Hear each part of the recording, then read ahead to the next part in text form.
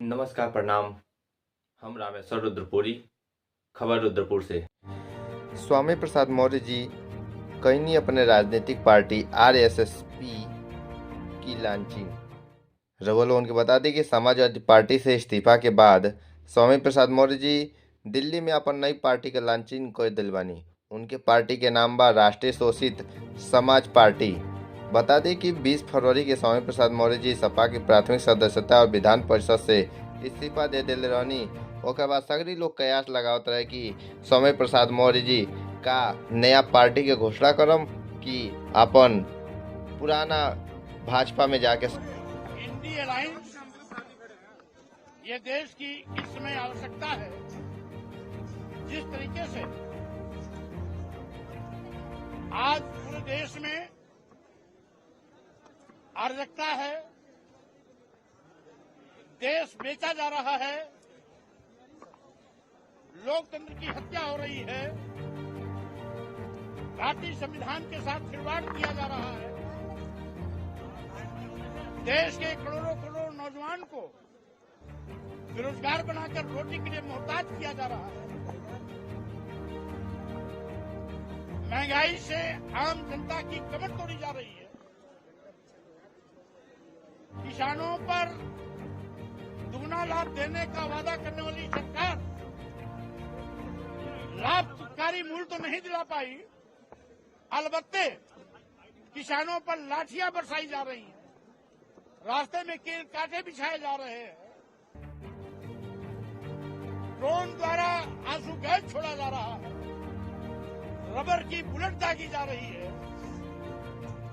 किसानों के साथ जनजातीय अत्याचार अन्याय हो रहा है, यहां तक कि इसने व्यापारियों को भी नहीं छोड़ा।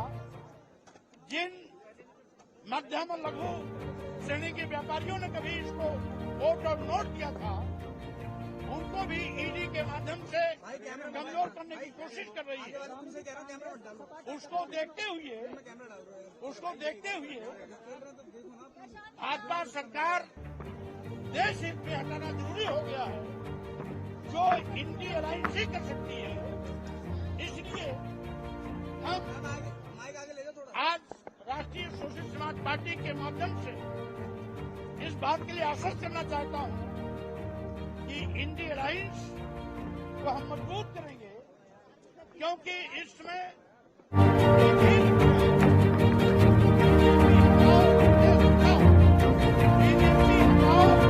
लोकतंत्र बचाओ, बीजेपी हटाओ, संविधान बचाओ। 24 का चुनाव सर, क्या बात हुई?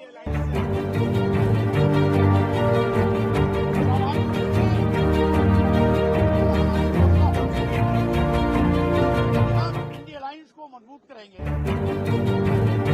और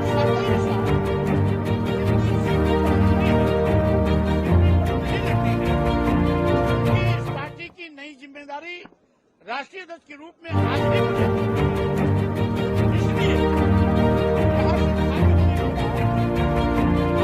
पदाधिकारियों के साथ बैठक कर विचार विमर्श कर मैं इंडिया अलायंस के साथियों से बात करेंगे।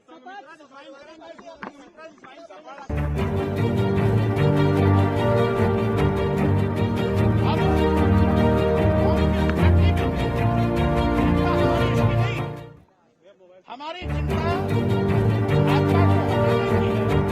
भाजपा को हराने की है, और भाजपा से अगर कोई लड़ता है तो उसको भी पराजय का मुंह देखना पड़ेगा।